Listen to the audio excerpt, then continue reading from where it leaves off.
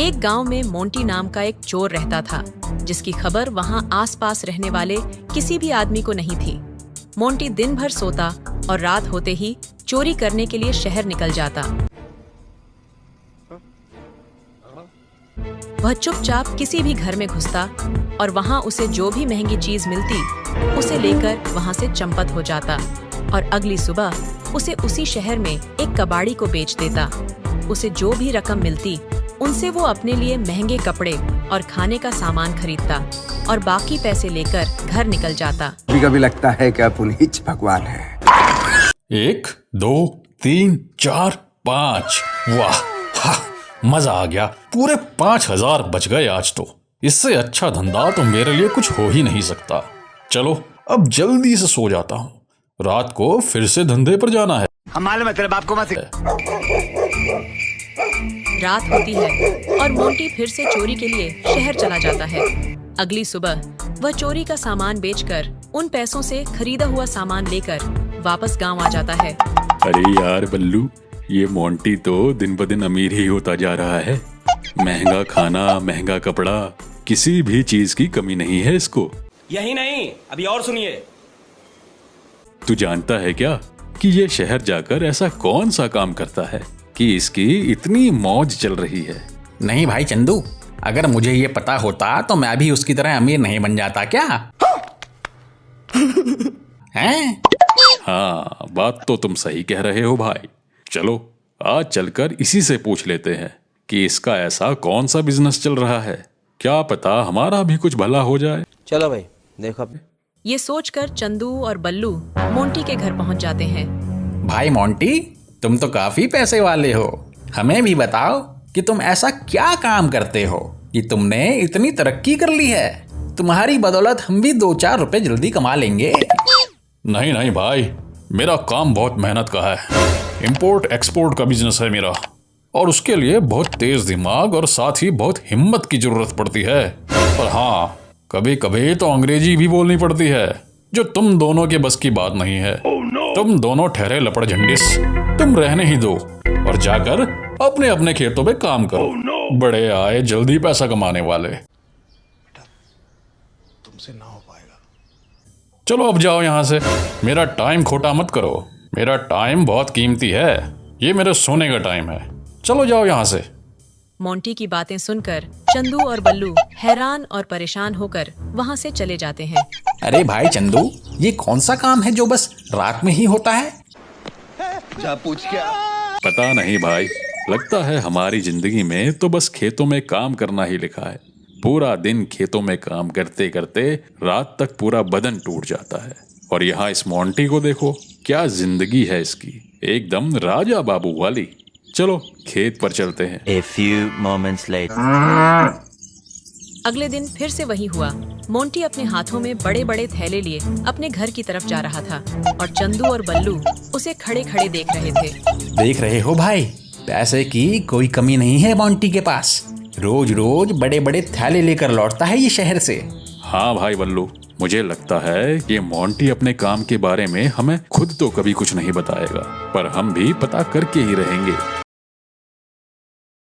चलो एक काम करते हैं, आज रात जब ये काम के लिए निकलेगा ना, तो हम दोनों इसका पीछा करेंगे और देखेंगे कि ये ऐसा कौन सा काम करता है। ठीक है भाई चंदू, तुम मुझे रात को मोंटी के घर के बाहर मिलना। आज देखते हैं इसे। अभी मजा आएगा ना।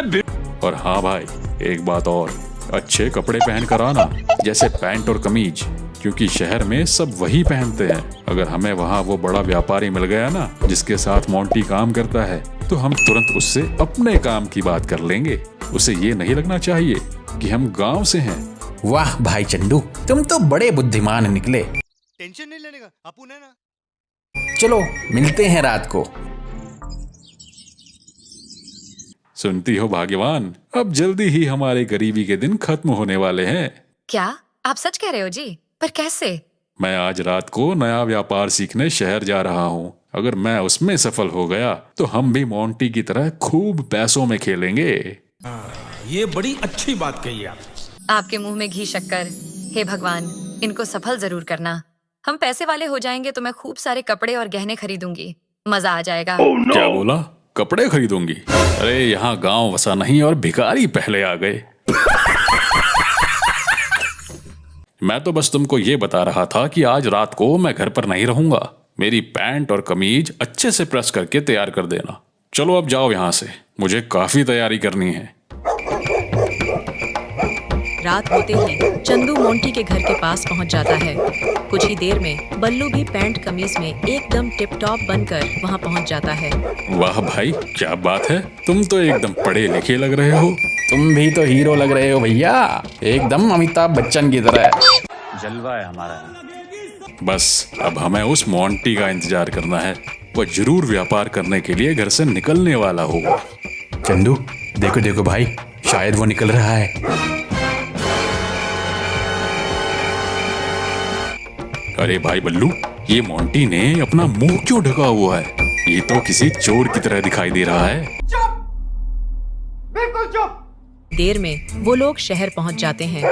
मोंटी एक घर के पास खड़ा हो जाता है और इधर उधर देखने लगता है और मौका मिलते ही उस घर में घुस जाता है। बल्लू, ये मोंटी किसके घर में घुस गया भाई? मैं भी यही सोच रहा हूँ भाई। वो दोनों वहीं रुककर मोंटी का इंतजार करने लगते हैं।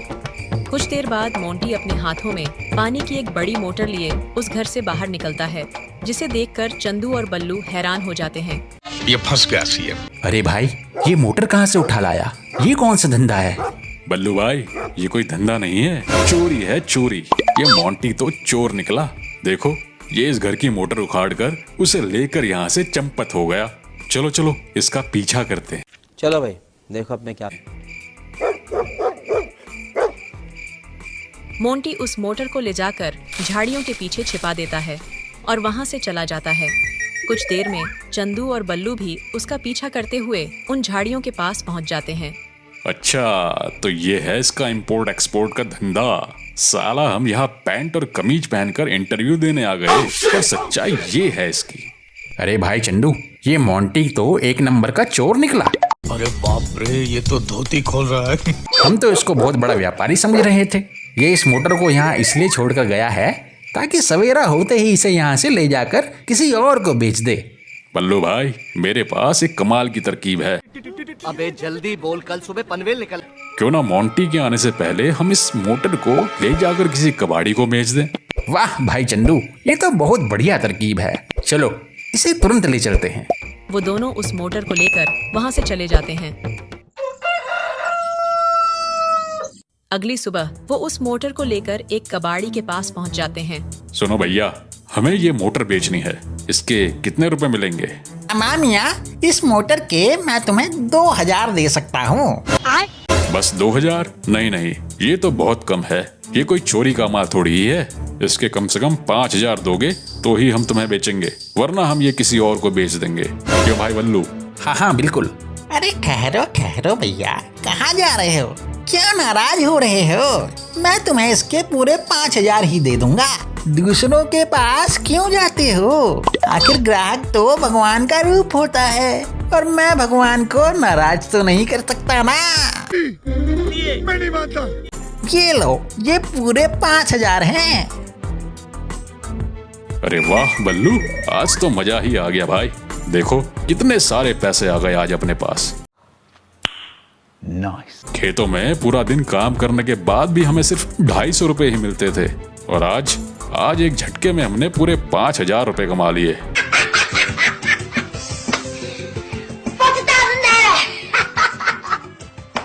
हाँ भैया, सही कहा। चलो चलो जल्दी गांव चलते हैं, यहाँ ज्यादा देर रुकना ठीक नहीं है। दूसरी तरफ मोंटी उस मोटर को वहाँ झाड़ियों में ढूंढ रहा होता है। अरे यार, ये मोटर कहाँ चली गई यहाँ से? मैं तो यहीं छुपा कर गया था। हे भगवान, लगता है आज का दिन ही खराब है। ऐसा लग रहा है जैसे मेरे धंधे को किसी की नजर लग गई है। 2 hours later. मोंटी दुखी परेशान वापस अपने गांव चला आता है। वहीं दूसरी तरफ चंदू की पत्नी चंदू की कमाई देखकर बहुत खुश हो जाती है। हे भगवान, इतने सारे पैसे! मैं तो आपको निकम्मा और निठल्ला समझती थी। और देखो, आपने तो एक ही रात में कमाल कर दिया मेरे प्यारे पतिदेव। आपका ये रात वाला धंधा तो सुपरहिट है। अब आप खेतों की मजदूरी छोड़कर रोज रात को यही व्यापार किया कीजिए। चलो मैं जल्दी से आज रात के लिए आपके कपड़े धोकर इस्त्री कर देती हूँ। अरे भाई बल्लू, कल के काम में तो मजा ही आ गया। हम आज रात फिर से उस मोंटी का पीछा करेंगे, क्या कहते हो? हाँ भाई चंदू, ऐसा लग रहा है कि अब अमीर बनने से हमें कोई नहीं रोक सकता। चलो मिलते हैं रात को। शहर पहुंचकर मोंटी एक दूसरे घर में घुसता है और इस बार वो उस घर से एक टीवी उठाकर ले आता है और वहां से भाग जाता है। चंदू और बल्लू दोनों मोंटी का पीछा करते हैं। इस बार मोंटी उस टीवी को पार्क में एक कूड़े के डब्बे के पीछे छुपा देता है और वहां से भाग जाता है। A few moments later. कुछ ही देर में चंदू और बल्लू वहां पहुंच जाते हैं। भाई बल्लू, इस बार तो इस मोंटी ने बहुत मोटा हाथ मारा है। ये टीवी तो काफी महंगा लगता है, इसके कम से कम 15,000 तो मिल ही जाएंगे। अभी मजा आएगा ना भिड़ो। हाँ भाई, चलो इसे लेकर जल्दी यहाँ से निकलते हैं, कहीं मोंटी दोबारा यहाँ ना आ जाए। वो दोनों उस टीवी को लेकर वहां से निकल जाते हैं। अगले दिन सुबह होते ही मोंटी उस पार्क में वो टीवी लेने पहुंचता है। अरे यार, वो टीवी कहाँ गया यहाँ से? यहीं तो रखा था मैंने। मुझे लगता है जरूर कोई ना कोई मेरा पीछा करता है, जो मेरे सामान पर हाथ साफ कर रहा है। छोड़ूंगा नहीं, जो भी ये कर रहा है उसे छोड़ूंगा नहीं मैं।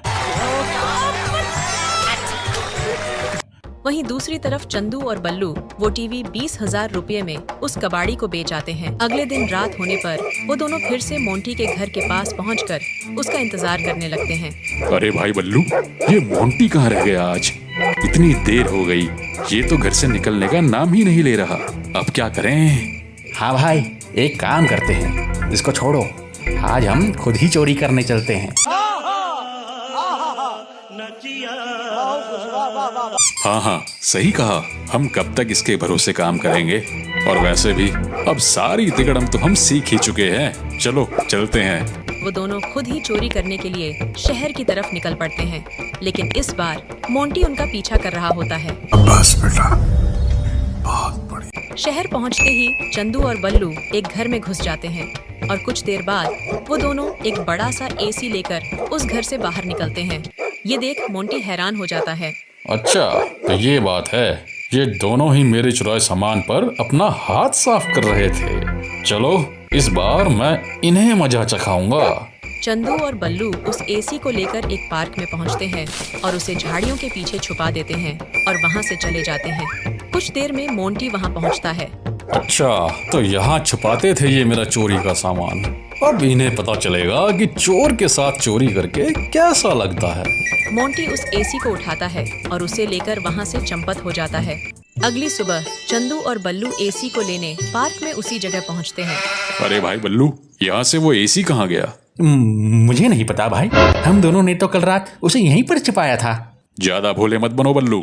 मुझे लगता है कि तुम सारा पैसा खुद ही हड़पना चाहते हो। कहीं तुमने ही अकेले तो वो एसी नहीं बेच दिया? अरे झूठ बोल रहा है, ये झूठ बोल रहा है। लो उस कबाड़ी के पास चलते हैं, अभी दूध का दूध और पानी का पानी हो जाएगा। जैसे ही वो दोनों उस कबाड़ी के पास पहुंचते हैं तो हैरान हो जाते हैं। वहाँ मोंटी पहले से ही उस कबाड़ी को वो एसी बेच रहा होता है, जिसे देखकर वो दोनों गुस्से में आ जाते हैं। क्यों भाई मोंटी, यही है तुम्हारा इम्पोर्ट एक्सपोर्ट का धंधा? हमारा ये एसी तुम बेच रहे हो। तुम तो एक नंबर के चोर निकले। हमें तुम्हारे बारे में सब पता चल चुका है। वाह भाई चंदू, तुम दोनों कौन सा दूध के धुले हो? तुम भी तो इतने दिनों से मेरा चोरी किया हुआ सामान इस कबाड़ी को बेच रहे थे। तुम दोनों तो मुझसे भी बड़े चोर निकले। वो तीनों आपस में लड़ ही रहे होते हैं कि तभी वहाँ दरोगा चप्पू सिंह पहुँच जाता है। अरे बाप रे, ये हाँ भैया मोंटी, क्या हाल है तेरे? क्या ही चल रही है थारी चोरी की दुकान? सुना है आजकल तन्ना अपने ये दोनों चेले चपाटे भी रख लिए हैं, जो शहर में बड़ी बड़ी चोरियां कर रहे हैं। यो तो भला हो सीसीटीवी कैमरों का, जिसमें तुम तीनों चोरी करते हुए नजर आ गए हो। तेरा तुम तीनों को अरेस्ट वारंट। धर लो रे इन तीनों को और बढ़िया से खातिरदारी करना है इनकी। इतनी खातिरदारी करना है इनकी, इनके गुर्दे फोड़ देना कूट कूट के। ये बड़ी अच्छी बात कही आप। इस तरह मोंटी चोर और उसके चोर पड़ोसी भी चोरी के जुर्म में जेल पहुंच जाते हैं।